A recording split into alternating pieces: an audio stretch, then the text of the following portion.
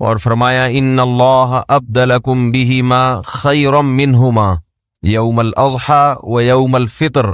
फरमाया कि अल्लाह ने ज़माना जाहिलियत की जो दो ईदें थी उनके बदले में हमें दूसरी दो ईदें दे दी हैं जो उनसे बेहतर हैं।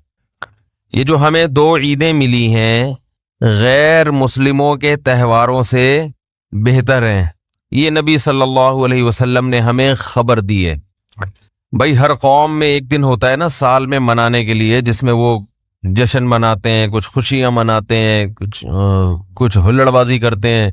तो रसूलुल्लाह सल्लल्लाहु अलैहि वसल्लम ने फरमाया अल्लाह ने हमें जो दो दिन दिए वो उन दिनों से, दूसरों की ईदों से बेहतर हैं।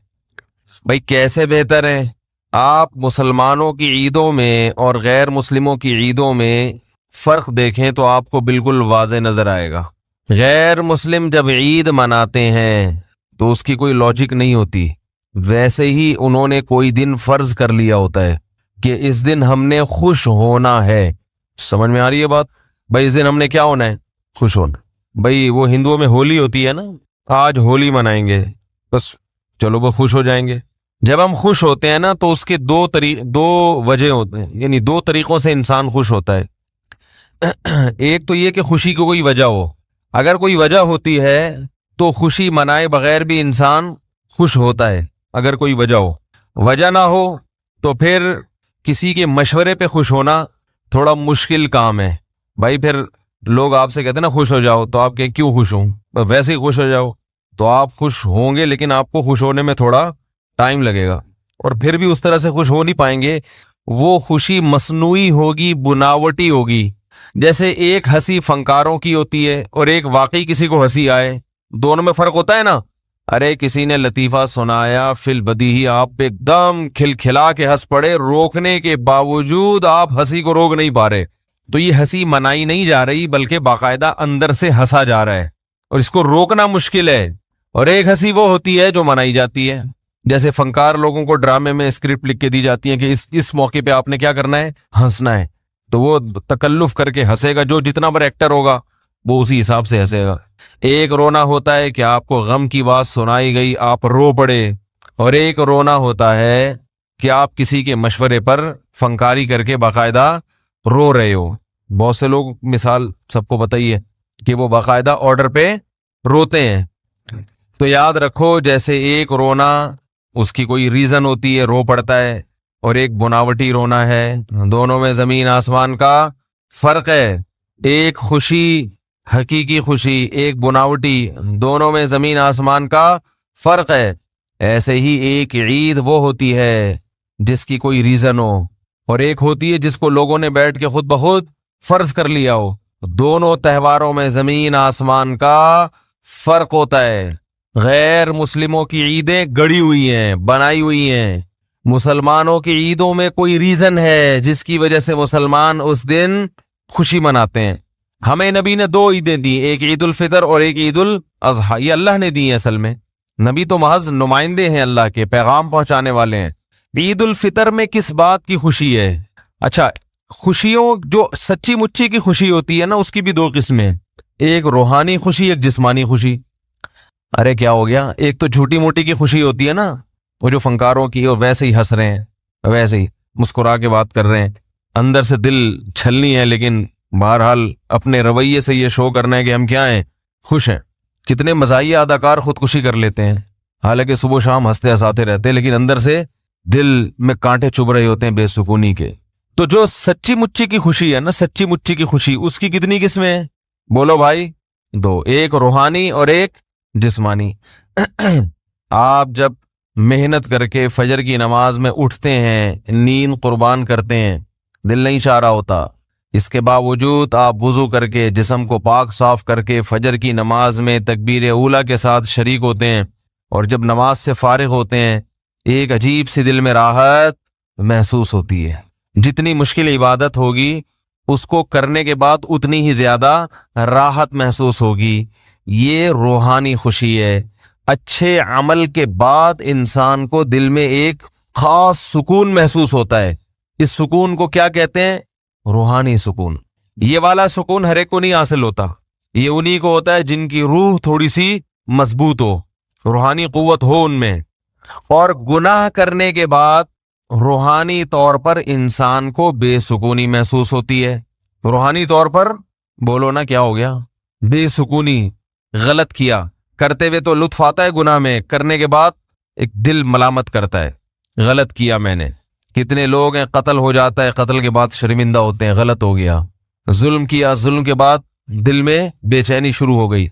ये उन लोगों के साथ होता है जिनके दिल अभी मुकम्मल मुर्दा नहीं हुए होते, उनमें कुछ न कुछ रूहानी कुव्वत बाकी होती है, शर्मिंदा हो जाते हैं वो। लेकिन कुछ उल्टे हिसाब होता है कुछ लोगों का, उनको नेकी करके खुशी महसूस नहीं होती, जुल्म करके गुनाह करके खुशी, रूहानी सुकून महसूस होता है, क्योंकि उनकी रूह शैतानी रूह होती है। फला का बटवा छीन लिया, बहन की विरासत खा गए, खुश हो रहे हैं माशाल्लाह, खा गया मैं। बड़ी एक अजीब सी उनको रूह को ना तस्कीन मिलती है। हमारे जो सियासतदान हैं, इन पर ये मिसाल बेहतरीन तरीके से, ये जिस दिन लोगों का पैसा खाएं उस दिन इनको रात को सुकून, आराम, सुकून की नींद आती है। भाई एक शरीफ आदमी अगर कभी गुनाह कर भी ले तो रात को फिर सुकून की नींद नहीं आती कि मैंने आज फला का दिल दुखाया, फला से पैसा लिया। हम तो ऐसे लोगों को भी जानते हैं कि हमने बचपन में, ये चीजें बचपन से होती है इंसान में। वो कहीं बीमार सी कोई बिल्ली थी, हमारे एक दोस्त से, उन्होंने एक जोर से लात मारी ना उसको रास्ते से हटाने के लिए, वो लात को ज्यादा जोर से लग गई और वो बिल्ली उठा के दीवार से जाके चिपकी है। जब नीचे गिरी है तो बड़ी एक मजलूमाना आंखों से देख रही है वो बिल्ली। तो जिन्होंने लात मारी, एक मुझे याद है, ये कहते हैं कि मेरा दिल जो है बहुत परेशान हो गया कि एक बेजबान जानवर पे इतना जुल्म क्यों, ये तो कुछ नहीं कर सकती। तो जिनकी रूह जिंदा होती है उनको एक मामूली से जानवर को तकलीफ पहुंचाकर भी तकलीफ होती है, और रूह जिंदा नहीं होती तो बड़े बड़े जराइम करके भी कुछ भी नहीं होता। तो मैं उन लोगों की बात कर रहा हूं जिनकी रूह जिंदा है, उनको अच्छा अमल करके रूहानी सुकून महसूस होता है। यहां तक बात समझ में आ गई है? जैसे हम मुश्किल से नमाज पढ़े फजर की, लेकिन उस वक्त तो तकलीफ हो रही थी, नमाज पढ़ने के बाद एक सुकून मिलता है, अल्लाह ने एक फरीजा अदा करवा दिया। दिन की इब्तदा किसी अच्छे काम से हो रही है, तमीज से हो रही है। लोगों के दिन की इब्तदा बहुत से लोगों की टेलीविजन से होती है। आंख निकल रही होती, बेगम कोई अच्छी सी फिल्म लगा देती है, उठ के बैठ जाते हैं, अच्छा सा गाना लगा दिया, एकदम उठ के। बेगम को पता होता है कौन से वाले पे उठेगा, कौन से वाले पे नहीं उठेगा, और बीवी को पता होता है ये कौन से गाने पे उठेगा कौन से पे नहीं उठेगा। तो ये सुकून क्या, यानी ये जो सच्ची मुच्ची की खुशी है, इसकी दो किस्में बयान कर रहा था। एक रूहानी जो अच्छा अमल करके होती है, और एक जिस्मानी खुशी भी, क्योंकि अल्लाह ने हमें रूह के साथ बॉडी भी तो दी है ना। जिस्मानी खुशी होती है कोई भी आपको ऐसी नेमत मिल जाए जिससे आपकी बॉडी खुश हो जाए, भूख में आपके सामने मुरगन गिजा आ जाए, बड़ा मजे का लशपश किस्म का खाना आ जाए, शदीद भूख लग रही है, और कराची की बनी हुई निहारी, ये कराची का लफ्ज अब लगाना पड़ता है क्योंकि निहारी के नाम पे पंजाब जाओ पता नहीं क्या खिला देते हैं। बहुत कम निहारियां दुनिया में ऐसी हैं जो कराची की निहारी से मैच करती हैं। तो निहारी हो, उसमें नली डली हुई हो, उसमें मगज डला हुआ हो और नींबू नचोड़ा हुआ हो, और शदीद भूख लग रही हो, और वो तन्नूर के नान जो गरम गरम, और होटल में बैठे हुए हो, वो निहारी घर ला के खाओ, मजा। तजर्बा किया होगा आप लोगों ने, हमने तो किया, वही घर ले आके खाओ, मजा ही नहीं आ रहा होता, वहीं बैठ के खाए यार। तो अब देखो सुन के मजा आ रहा है, क्या ये रूहानी खुशी है? ये जो आप लोग को खुशी महसूस हो रही है रूहानी है? ये रूहानी नहीं है इसके लिए रूह का ताकतवर होना जरूरी। रूहानी खुशी उसे कहते हैं जिसमें रूह में कुव्वत हो तो खुशी होगी, रूह खराब हो चुकी हो तो खुशी नहीं होगी। लेकिन जिस्मानी खुशी तो बॉडी तो अल्लाह ने हर एक को दी है, चोर को भी दी है, डाकू को भी दी है, हमें भी दी है, आपको भी दी है। तो जो जिस्म की खुशी है, जिस्म की लज्जतों वाली, वो हर एक को हासिल होती है। तो शदीद भूख लग रही थी और बेहतरीन किस्म की निहारी, और नली भी डली हुई है, ताज़ा नली है, पुरानी बासी नहीं, और मगज भी अभी अभी भैंस कटी थी, ये भैंसों का मगज खिला रहे हैं, जहन में रखना, भैंस कटी अभी अभी, और बेहतरीन मगज, और उसमें नींबू नचोड़ के, और मक्खन का तड़का भी लगाते हैं, और फिर कहते हैं जिस्म में कोलेस्ट्रॉल बढ़ रहा है तोंद निकल रही है। खाएं लेकिन एक्सरसाइज भी करें। मैंने एक दफा ये निहारी खाई, और दावत थी, बयान होता था मेरा लंडी कोतल चुरंगी पे, तो बयान के फौरन बाद साथी ले गए चलो। अब वो जो उन्होंने निहारी बनवाई, उस निहारी में मगज भी और नली भी और मक्खन का तड़का। तो मैंने कहा ये तो 1000 सीसी की निहारी बन गई है, बहुत पावरफुल। वो अच्छा खासा जाहिर है वो ठीक ठाक, यानी जितनी कोलेस्ट्रॉल वाली चीजें सारी उसमें डाल दी, वो पावरफुल निहारी। फिर उसके बाद कोल्ड ड्रिंक भी। तो अब दावत थी, भूख भी टाइट किस्म की लग रही थी क्योंकि 1.5 घंटे का बयान किया था, शदीद थकावट थी। तो हमने भी फोड़ दी बैठ के। हमने कहा इसमें क्या शर्माना यार, फोड़ दो। ये मैं वाकया किसी सबक की वजह से सुना रहा हूं आपको, एक सबक दिलाने के लिए, वाकया बराए वाकया नहीं है। जब तबीयत से हमने खा ली, क्योंकि मजा बहुत था उसमें, बहुत मजा आया। कोल्ड ड्रिंक भी चढ़ा ही ली हमने कहा जहां इतनी बदपरेजियां, पी जाओ। कोल्ड ड्रिंक भी पी गए। तबीयत से ना इतना खाना अच्छा नहीं है, लेकिन कभी कभार खा लेता है आदमी। अब जब सुबह नमाज के लिए उठे तो यहां रखा हुआ खाना, यहां से नीचे जाने के लिए वो एग्री नहीं, शदीद बदहजमी और बहुत हालात खराब। मैं इतना खाता नहीं हूं, कभी कभार हो जाता है ऐसे, नहीं खाता मैं अल्हम्दुलिल्लाह। तो वो उनके इखलास की बरकत थी कि उन्होंने, सो मजा इतना आया कि बहुत ज्यादा खा ली। अब जब सुबह उठे तो वो निहारी कहाँ रखी हुई है, इधर। इतनी सख्त बदहजमी। तो हमने उसका इलाज क्या किया, कोई चूरन चटनी नहीं खाई। फजर की नमाज के बाद यहाँ अबुल अस्फहानी रोड है, बहुत लंबा रोड है, आपने देखा होगा, मस्कन से होता हुआ गुजरता है आगे। तो सुबह जॉगर पहने और जो जो निहारी में मेरे साथ शरीक थे, 1-2 और भी थे, वो भी करीबी थे, उनको भी कॉल की आ जाओ, वो तो नहीं आए। उन्होंने कहा मर जाएंगे, फट जाएंगे, हिलेंगे नहीं। जॉगर पहन के जॉगिंग करना स्टार्ट। अच्छी खासी जॉगिंग की है, भागते भागते भागते भागते, वो सब लक्कड़ हजम। बोलो भाई, वो सब जगह जहां मगज ने जाके फिट होना था उधर मगज जाके फिट हो गया, नलियों ने जहां जाके लगना था वो अपनी जगह पे जाके फिट हुई हैं। ऐसा ही होता है ना भाई, जो चीज खाओगे वो अपनी जगह पे जाके फिट होगी। अगर एक्सरसाइज करोगे सब चीजें अपनी जगह पे जाके, जब तक फिट नहीं हुई है उस वक्त तक मैंने जॉगिंग छोड़ी नहीं। तमाम चीजें अपने अपने डिपार्टमेंट में जाएंगी, ये सही है ना। जो जो चीज जहां की है वो वहीं जाके जब तक लग नहीं जाती, अपने खांचों में फिट नहीं हो जाती है, तो जॉगिंग की तबीयत से सब सेट हो गया। तो ये आपको इसलिए बता रहा हूं कि कभी ज्यादा खा लो तो फिर ज्यादा चल लो, उसको ठिकाने लगाओ। बीमारियां जो आजकल आ रही हैं खाने से इतनी नहीं आ रही, पड़े रहने से ज्यादा आ रही हैं। या तो फिर खाओ कम या फिर खाओ कम, बात से बात निकलती है। अक्सर एक चीज पूछी जाती है, खाने के बाद पानी पीना। ये जो आजकल निहार मुंह पानी पीने की हदीसें गढ़ी जा रही हैं ना कि निहार मुंह पानी पीना इतना फायदा, ऐसी कोई हदीस नहीं है। हमारे इल्म में नहीं है कि नबी सल्लल्लाहु अलैहि वसल्लम निहार मुंह पानी पिया करते थे। नॉर्मल जिंदगी गुजारनी चाहिए अच्छे बच्चों की तरह, सुबह सुबह उठ के घड़े पे जाके ये फ्रिज पे बोतलें निकाल के पीना, जबकि प्यास भी नहीं लग रही। तो डॉक्टरों की तहकीक होगी, मगर ये तहकीक बाद में बदल भी सकती है, बहुत सारी तहकीकात बदल गई हैं। तो नेचर से कभी ना हटो, समझ रहे हो। सुबह उठो अच्छे बच्चों की तरह, अपना नमाज ना धोगे नमाज पढ़ो। जब भूख लगना शुरू हो जाए तो खाना खा लो, प्यास लगना शुरू हो जाए तो बोलो भाई पानी पी लो। बस इस तरह हंसी खुशी जिंदगी गुजारो और थोड़ा एक्टिविटी रखो, कोई भागम दौड़म, कुछ चलत फिरत रखो, फिट फाट रहोगे इंशाल्लाह। बेला वजह उठ के पानी की पानी चढ़ा रहा है, कई लोग मुब्तला हो चुके हैं इसमें।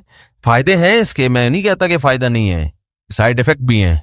जो भी काम आप एक नेचुरल लाइफ से हटके करोगे ना, उसके जहां फायदे होंगे वहां कुछ ऐसे नुकसान हो रहे होंगे जो आपको बाद में पता चलेंगे। और बाज नुकसान तो ऐसे होते हैं जो पता ही नहीं चलते कि ये इसकी वजह से हुए हैं। इसलिए नॉर्मल अच्छे बच्चों की तरह जिंदगी गुजारनी चाहिए। कोई बीमारी हो, उस बीमारी में डॉक्टर बतौर दवा के तजवीज करे तो ठीक है। कोई बीमारी हो गई ना आपको, उसमें बतौर दवा के, बतौर इलाज के, वो एक अलग चीज है, वो ठीक है। लेकिन नॉर्मल आदमी को, जवान आदमी को ऐसी एक्टिविटीज नहीं करनी चाहिए। अच्छे बच्चों की तरह सीधा तमीज से, जैसे उसके बाप दादा जिंदगी गुजारते आए थे। जानवरों को देखा कभी सुबह उठते ही पानी पी रहे हो जाके, है? सुबह उठते ही सारे जानवर, उनको क्या चाहिए, भूख लगना शुरू होती है, खाना खाते हैं। तो नबी इसी तरह ये भी बहुत है कि खाने के बाद पानी ना पियो, खाने के बाद पानी ना पियो। सुना होगा आपने, सब सुनते हैं खाने के बाद पानी जहर है, ये है, फलाना ढिमकाना है। इस बारे में कुछ लोग हदीसें भी बयान करते हैं। नबी सल्लल्लाहु अलैहि वसल्लम की सीरत जब हम देखते हैं तो आप सल्लल्लाहु अलैहि वसल्लम ने खाने के बाद पानी पिया भी है, अमल से भी साबित होता है कि पानी पिया है। और नबी सल्लल्लाहु अलैहि वसल्लम ने जो कौली हदीस है उससे भी पता चलता है कि खाना और पानी साथ साथ हैं। अभी आधा क्लिप ना बनाने, पूरा होने दें, तो ऐसा ना हो आधा काट के पेश कर दे। देखो हदीस में आता है, रसूलुल्लाह सल्लल्लाहु अलैहि वसल्लम घर से निकले, शदीद भूख थी आपको, शदीद भूख, परेशान होके घर से निकले। हजरत अबू बकर मिले, क्या मसला है? उनके साथ भी यही मसला था, भूख की शिद्दत ने परेशान कर दिया। हजरत उमर का भी यही मसला, भूख की शिद्दत ने परेशान कर दिया। ये तीनों असहाब जा रहे हैं, एक सहाबी ने कहा दावत की इनकी, अपने बाग में लेकर गए, तर खजूरें सामने लाके रखी। आप सल्लल्लाहु अलैहि वसल्लम ने उन खजूरों को तनावुल फरमाया और फरमाया इन नेमतों के बारे में हमसे क़यामत के दिन सवाल होगा। और वो खजूरें आपने खाने के बाद कुएं का मीठा पानी पिया और सैर हो गए। पानी पीने का मजा ही खाने के बाद है, नहीं आ रही समझ। जब शदीद भूख में आप खजूरें खाओगे और उसके बाद पानी पियोगे तो क्या मजा नहीं आएगा। खजूरें खा ली, अब प्यास लग रही है आपका, ना खाने के 3 घंटे के बाद पानी, 2 घंटे के बाद पानी, वो बहुत मुसीबत है भाई। ये नेचर है, खाते ही पानी पीने का दिल चाहता है। और एक और हदीस सुना देता हूं। आप सल्लल्लाहु अलैहि वसल्लम ने फरमाया मैदे के 3 हिस्से करो, एक हिस्सा खाना, एक हिस्सा पानी, एक हिस्सा हवा।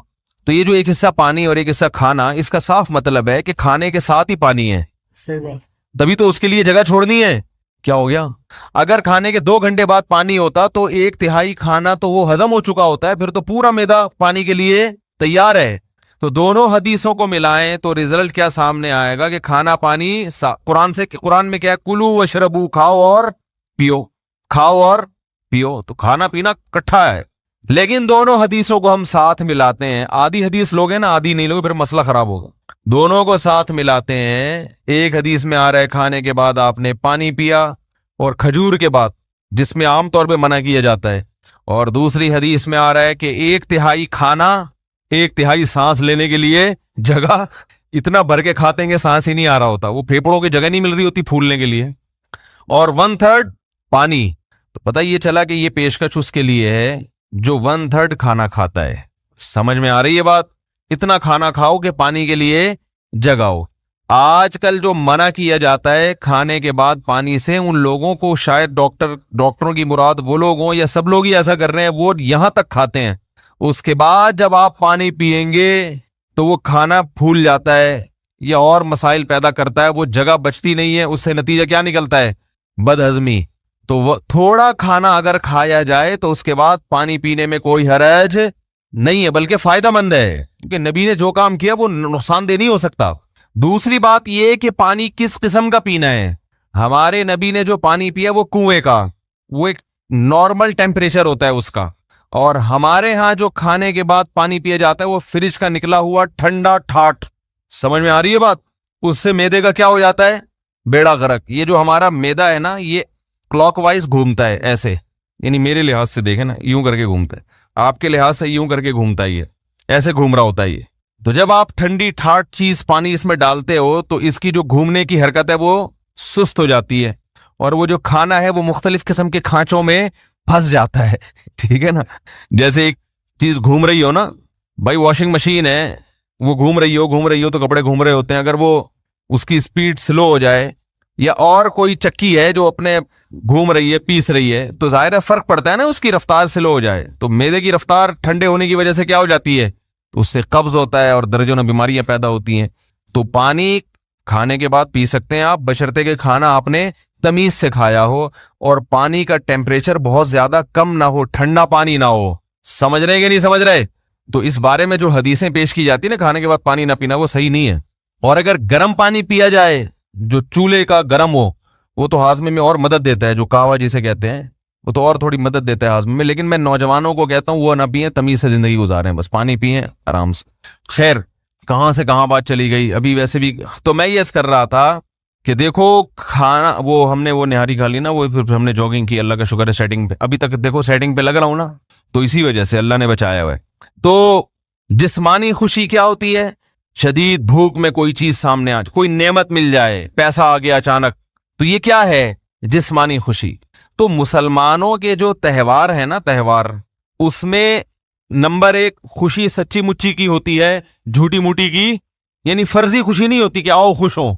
जैसे ये जो बर्थडे की खुशी है ना, बर्थडे की, ये सच्ची मुच्ची की नहीं है, ये झूठी मूठी की खुशी होती है बर्थडे की। आज हमारा बच्चा 35 साल का हो गया, तो इसमें क्या खुशी की कौन सी बात है?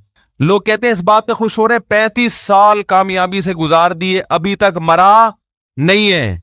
तो याद रखो, खुशी इस बात की तो हो सकती है कि आइंदा ये अगले साल तक नहीं मरेगा। माजी का सोच के किसी को खुशी नहीं होती। उस माजी का सोच के खुशी होती है जो मुस्तकबिल पर असरअंदाज हो। जो माजी मुस्तकबिल पर असरअंदाज नहीं होता उस पे सोच के बेवकूफ और अहमक लोग खुश होते हैं। अक्लमंद उस पास्ट पे कभी खुश नहीं होते। भाई आपका बच्चा 35 साल का हो गया, अगर डेट ऑफ बर्थ आई और अब ये गारंटी मिल गई कि अगले साल तक भी जिंदा रहेगा, आप खुशी मनाएं कि हमें 1 साल की मजीद दुनिया में जिंदा रहने की गारंटी मिल गई है। जो माजी है, गुजर गई गुजरान क्या झोपड़ी क्या मैदान। मैं इसकी मिसाल देता हूं, फिर बात समझ में आएगी इंशाल्लाह। देखो, एक आदमी जेल की कोठरी में, फांसी होने वाली है उसको पता है कि जी फला तारीख को मुझे फांसी के फंदे पे लटका दिया जाएगा, और रोजाना टॉर्चर किया जाता है जेल में। 35 साल हो गए उसको जेल में। जिस दिन जेल में आया था वो वाली डेट मसन 5 जनवरी को जेल में आया था। अब 5 जनवरी आई और 35 साल उसके किस में गुजर गए? जेल की कोठरी में। तो 5 जनवरी को खुशी मनाएगा? है भाई? बोलो ना। नहीं। यही आदमी जिसको 5 जनवरी को ऐलान कर दिया जाए कि आपका सिर्फ 1 साल जेल में रह गया, 1 साल के बाद आप जेल से निकल जाओगे, तो ये खुशी मनाएगा ना कि आज 5 तारीख वो तारीख है जिसमें अनाउंसमेंट हुई है कि आपका जेल में सिर्फ 1 साल रह गया है और आप जेल से रिहा कर दिए जाएंगे। तो इस 5 तारीख को ये खुशी मनाएगा अगले साल का सोच के कि मेरी टेंशन के अय्याम अब खत्म हो रहे हैं। माजी का सोच सोच के गमजदा नहीं होगा ये। भाई इसे कोई कहे तुम तो 35 साल अजाब में गुजर गए, तुम तो टेंशन कह रहे, अब टेंशन किस बात की? अजाब अब खत्म होने वाला है। तो फ्यूचर का सोच के खुश हो रहा है या पास्ट का? बोलो भाई, फ्यूचर का। इसके बरक्स एक दूसरा आदमी है जिसके पास हुकूमत भी है, दौलत भी है, 35 साल इसी खुशहाली में उसने गुजार दी है। 5 जनवरी को उसको इत्तला दी जाती है कि आप सही हुकूमत भी छिनने वाली, अनकरीब आप जेल की कोठरी में बंद होने वाले और फिर लटकने वाले हैं। ये खुश होगा? है भाई? अरे 35 साल, आज 5 जनवरी, 35 साल तो अच्छे गुजर गए ना, इस पे खुशी मनाओ। अरे भाई वाह वाह भाई, सुभान अल्लाह, बड़ा कोई बात नहीं। अगर लटकने वाला हूं तो क्या हुआ? जो फांसी के फंदे पे लटकने वाला था, जिसने जेल की कोठरी में टाइम गुजारा, वो अब खुश होगा कि मैं रिहा होने वाला हूं। और ये जिसके 35 साल अच्छे गुजर गए, ये परेशान होगा कि मैं अब लटकने वाला हूं। फ्यूचर का सोच के खुश भी होता है और फ्यूचर का सोच के इंसान परेशान भी होता है। हाँ, वो माजी जो फ्यूचर पे इफेक्ट कर रहा हो, असर डाल रहा हो, उस पे इंसान खुश होता है। मिसाल के तौर पर आप पेपर दे के आए, आपको पता नहीं है कि मेरा पेपर अच्छा हुआ कि नहीं हुआ। एग्जामिनर से कोई आपके राब्ता हो गया, उसने कहा कि आपका पेपर अच्छा हुआ है, माजी में पास में क्या हुआ है? अच्छा हुआ है। तो आप उस पास पे इसलिए खुश हो गए कि फ्यूचर पे इसका असर, बोलते क्यों नहीं यार, असर पड़ने वाला है। मुस्तकबिल में रिजल्ट अच्छा आएगा, जॉब अच्छी मिलेगी। तो यहां भी असल में माजी की वजह से खुश नहीं हो रहा, बल्कि यूं यूं कर रहे हैं, मुंह से अल्फाज नहीं निकल रहे हैं, फंसे हुए होते हैं यहां के ना, एकदम वापस चले जाते हैं। ये भी इतना उगलवा ला के ना यहां तक आते हैं। वो जो मैं इतना ज्यादा कह रहा हूं कि बोलो बोलो, तो जाके यहां तक आता है। फिर भी घर में तो चीखते रहते हैं यार। औरतों की शिकायतें आती है, तमीज से मियां बात ही नहीं करता। अक्सर खवातीन की ये शिकायत है, जब बोलता है तो चीख के बात करता है, आराम से बात का रिवाज खत्म हो गया। तो ये जो माजी है जिस पर तालिब इल्म खुश हुआ, ये इसकी वजह से खुश हुआ कि इसका असर मुस्तकबिल पर पड़ रहा है। बर्थडे ऐसी चीज है कि इसका फ्यूचर से कोई ताल्लुक नहीं है, बल्कि फ्यूचर का सोचेंगे ना तो ये फ्यूचर को डेंजरस बना रहा है हर आने वाला साल। मिसाल के तौर पर जितनी उम्र आप लेके आए थे, कोई 50 साल, कोई 60 साल, आप 25 साल के हो गए और आपको सेलिब्रेट किया जा रहा है कि आपकी माशाल्लाह आज बर्थडे है, हैप्पी बर्थडे, और आपने भी फूल वूल 2-4 पार्सल कर दिए। ये किस बात के पार्सल किए आपने? 25 साल का मतलब ये है कि अगर 50 साल जिंदगी थी तो अब 25 रह गई है। यानी जो जेल की कोठरी में है ना, उसको रोजाना चाय पेश की जाती है, खाना वाना खिलाया जाता है, लेकिन उसको पता आना फांसी के फंदे पर है। तो अब हर आने वाला दिन उसके गम में इजाफे का जरिया बन रहा है। वो ये नहीं देखेगा कि मुझे जेल में माशाल्लाह 40 साल हो गए, भाई लटकने में 5 साल रह गए हैं। चाहे उसे जेल में कितनी खुशियां मिल रही हो, बल्कि जेल की मिसाल नहीं, आप किसी के बंगले की मिसाल दे। बंगले में है, वो बड़े आराम से रह रहा है, लेकिन उसको बता दिया कि आप 45 साल के जब होगे तो आपको फांसी के फंदे पे लटका दिया जाएगा। अब वो बेहतरीन गाड़ियों में भी घूम रहा होगा। हर आने वाला साल उसकी खुशी के बजाय उसके गम में इजाफा करेगा। यही कमबख्तों के साथ हो रहा है, दुनिया परस्तों के साथ। तो फांसी पे नहीं तो मौत भी तो फांसी है। वो फांसी वाले को तो पता होता है कैसे मरूंगा, आपको तो पता भी नहीं कैसे मरूंगा। ट्रक के नीचे आके मरोगे, बिजली के झटके से मरोगे, हार्ट अटैक होगा, गुर्दे फेल हो जाएंगे, डायलिसिस पे आ जाओगे, शुगर लेवल हाई होगा, बिनाई चली गई, खुदा ना खास्ता फालिज हो गया, रीढ़ की हड्डी में कोई मसला खराब हो गया, कोई हड्डियों का कैंसर हो गया, ब्लड कैंसर हो गया, क्या तड़प तड़प के मरोगे, तमीज से मरोगे, कैसे मरोगे। इतनी डेंजर मुस्तकबिल है जिसका पता ही नहीं कि होने वाला क्या है। और ये खुशी मना रहा है, मैं 69 साल का हो गया अल्हम्दुलिल्लाह। क्योंकि ये बर्थडे की तो कोई इंतहा नहीं है, ये 99 साल के बुढ़े भी मना रहे हैं। ओ भाई, ये गोरों से आई हुई चीजें, उनके कोई किसी अमल की लॉजिक नहीं होती। वो सिर्फ दुनिया में चीजों के इजादात करने में तेज हैं। लाइफ स्टाइल, जिंदगी कैसे गुजारनी है, ये उनको नहीं पता, क्योंकि ये अल्लाह उसके रसूल ने हमें बताया, उनको थोड़ी बताइए। लोग अब एक इश्काल हम पे करते हैं कि यार अगर कोई खुश हो रहा है बर्थडे पर, अगरचे उसकी लॉजिक नहीं बनती, लेकिन खुश होने पर गवर्नमेंट की तरफ से कोई पाबंदी तो नहीं है ना, होने दो ना, क्या जा रहा है इसमें। भाई अगर कोई वैसे ही खुश हो रहा है और उसको खुशी में, अब बर्थडे पर, मेरी बर्थडे पर आपने फूल भेज दिए दो और मैंने भी फूल भेज दिया, तो मोहब्बत ही बढ़ रही है ना। क्या लॉजिक तलाश करना, असल में हम फांसी के फंदे के करीब जा रहे हैं, कब्र के। ड्रॉनी ड्रॉनी बातें करके लोगों को टेंशन में डालने की क्या जरूरत है। ये सवाल समझ में आया या नहीं आया। भाई खुश होने के लिए कोई रीजन चाहिए क्या, होने तो खून ही बढ़ रहा है ना। पहले इतनी टेंशन है, अगर कोई इस बात पे खुश हो गया कि आज मेरी तारीख पैदाइश है, हाँ आज मैं दुनिया में आया था, खुश हो जाओ, तो अब उसको इतनी गहराई में जाके गौर करे कि एक्चुअली मैं तो मौत के करीब हो गया, 2 साल रह गए, 4 साल रह गए, ऐसी डरावनी डरावनी बातें करके एक परेशान करने की, अगरचे वो हकीकी बातें हैं लेकिन हर हकीकत हाईलाइट करने की नहीं होती। एक आदमी कैंसर का मरीज है, डॉक्टर ने कह दिया कि 1 हफ्ते बाद इंतकाल हो जाएगा, तो आप मरीज को जाके थोड़ी बताएंगे 1 हफ्ते बाद मर जाएगा, मर जाएगा, मर जाएगा। वो कहेगा यार मुझे भी पता है मर जाऊंगा, लेकिन कोई अच्छी बातें कर लो। तो ये भी एक इश्काल किया जाता है कि मौलाना लोगों को खुश होने से भी तकलीफ होती है। वही समझ में आ रही है बात। उसका जवाब सुने, बास खुशियां ऐसी होती हैं जिसकी कोई रीजन नहीं है, लेकिन उन चीजों के खुश होने पर फायदे के बजाय आपका नुकसान हो रहा है। समझ रहे हो। अगर इसमें नुकसान ना होता ना, तो हम कहते चलो लॉजिक तो नहीं बनती खुश होने की, मगर गवर्नमेंट की तरफ से खुश होने पर कोई पाबंदी नहीं है, कभी भी कोई भी किसी भी वक्त खुश हो सकता है। तो आप भी हो लें कि आज मैं पैदा हुआ था, तो चलो कोई बात, खत्म हो गई बात, कोई इतना बड़ा मसला नहीं है।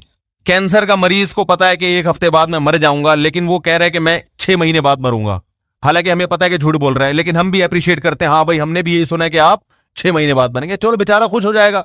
सच बोलने का यहां फायदा क्या है। यहां तो बिला वजह खुश होने की हिकमत है।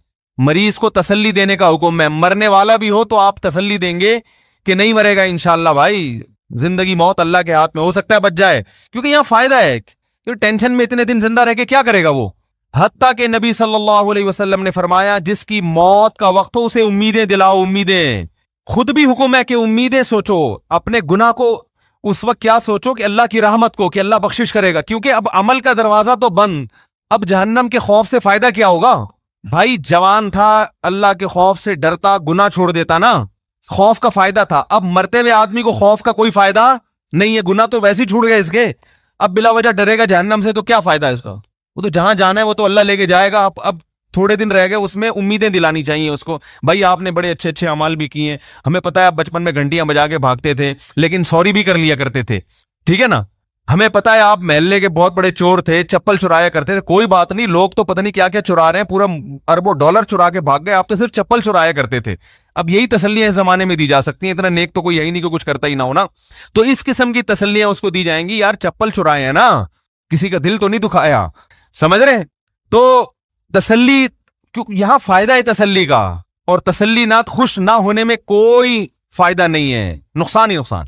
बर्थडे पर खुश होने में एक नुकसान है, शरीयत आपका जो मिजाज बनाना चाहती है, आप उस मिजाज के खिलाफ चल रहे हो। शरीयत कहती है जैसे जैसे उम्र ज्यादा हो, मौत को याद करके आमाल की इस्लाह की कोशिश करो।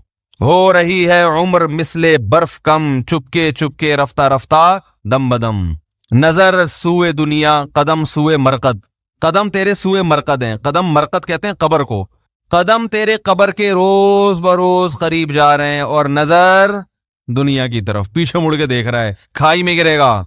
जिधर जा रहा है उसकी तैयारी कर। जब आप बर्थडे मनाते हैं तो ये कॉन्सेप्ट आपका नहीं होता, आप मौत को भूल रहे होते हैं, आखिरत की तैयारी से गाफिल हो रहे होते हैं। तो ये खुशी ऐसी खुशी है जो आपको आखिरत के करीब करने के बजाय आखिरत से दूर कर रही होती है। तो ना सिर्फ ये कि इसकी कोई लॉजिक नहीं है, बेतुकी खुशी है, मसनूई तरीके से मनाई जाती है, जिसका कोई तुक नहीं बन रहा होता, और इसका फायदा भी नहीं है, फायदे के बजाय नुकसान है। और ये पूरी फलसफा किसी की समझ में ना भी आए तो एक मोटी बात कि खुश होने के लिए ऐसी खुशी जिनकी कोई रीजन है वो कोई कम है जो हम खाम खामे बिला वजह खुशियां मनाते रहे बैठ के। देखो, अंग्रेजों के पास खुश होने के मौके हैं ही नहीं, इसलिए उन्होंने बर्थडे और ये टोपी ड्रामा कुछ निकाले हुए हैं ताकि हम सेलिब्रेट करें, हाँ हाँ हू हल्ला गुल्ला होगा। उनके है ही नहीं वो खुशियां जो नेचुरल खुशियां थी, वो उस मुआशरे में खत्म हो चुकी हैं। बाप का जिस कौम को ये नहीं पता चला मेरा अब्बा कौन है, अब्बा बच्चा पैदा करके गायब हो जाए। अभी एक लंदन से एक साहब आए, उन्होंने एक वाकया सुनाया कि एक अंग्रेज 10 साल से उसकी माँ हॉस्पिटल में एडमिट है, बीमार है, 10 साल में एक मर्तबा भी अपनी माँ को देखने नहीं गया, एक मर्तबा भी।